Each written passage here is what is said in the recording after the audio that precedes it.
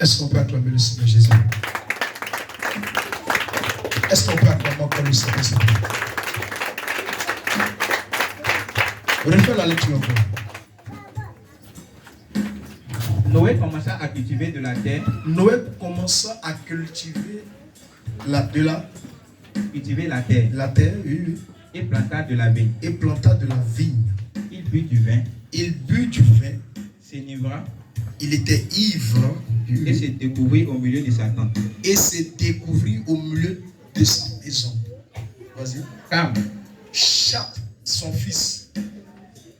C'est à lui. Vas-y. Cam. Père de Canaan. Père de Canaan. Vit la nullité de son père. Vit la nullité de son père. Et il le rapporta dehors à ses deux frères.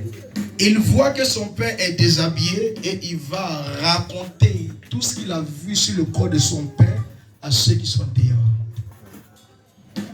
Vas-y, continue. Alors Sem et Japheth prit le manteau, prit un pagne-soie, un drap, le mit sur les épaules, déposé sur les épaules, marchait en reculant, marchait doucement et couvrit la nudité de leur père. Et venir couvrir, fermer le corps de leur père qui était nu à cause de la boisson. Comme leur visage était détourné, ils ne virent point la nudité de leur père. Ils n'ont pas vu la nudité de leur père. Pourquoi? Parce qu'ils ont marché de façon arrière. Est-ce que tu comprends? Au lieu de marcher de façon en avant pour aller voir la nudité, c'est que les frères est venu rapporter dehors et ils n'ont pas fait ça. Et ils ont marché de façon en arrière comme ça. C'est comme ça qu'ils sont allés. Jusqu'à arriver là où leur père était couché. Et ils ont fermé les yeux, ils ont pris le drap et ils ont couvert le corps de leur père qui était nu. Alléluia. Est-ce que tu comprends? Continue mon fils.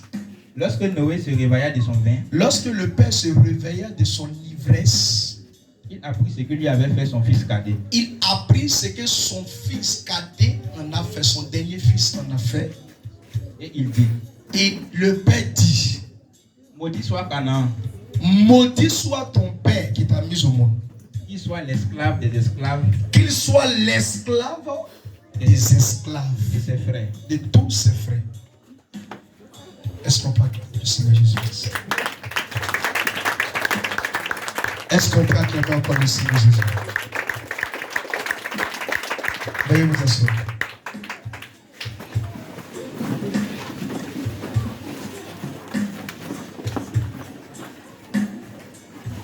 Alléluia.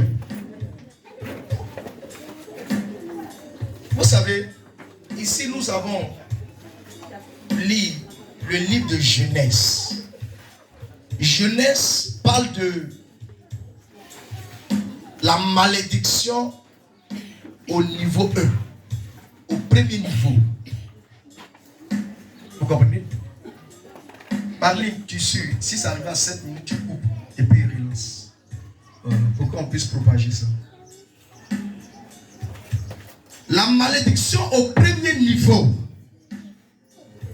c'est ce qui vient de se passer. Son père a cultivé la vigne, le vin, la boisson alcoolisée. Il a bu. Et jusqu'à même il s'est emporté à l'ivresse. Et pour se contrôler, il allait se découvrir au milieu de ses enfants. Et les enfants, sachant très bien que c'est leur père, pour ne pas que cette honte s'attribue à leur père, Cham, le fils de Canaan, prend, il sort, il voit le corps de son père, la nudité de son père, et puis comment ça arrive? C'est grâce à cette nudité-là que ton père a transpiré avec ta mère et puis tu es venu au monde. Et toi, tu vois cette nudité et tu te moques. Tu vas dehors aller rencontrer ça à ceux qui sont dehors.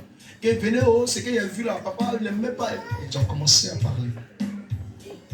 Et les deux autres enfants étaient attristés, abattus. c'est de leur père il est en train de parler. Et comment faire pour ne pas attirer la malédiction que leurs frères en ont attiré? Ils ont préféré aller prendre un drap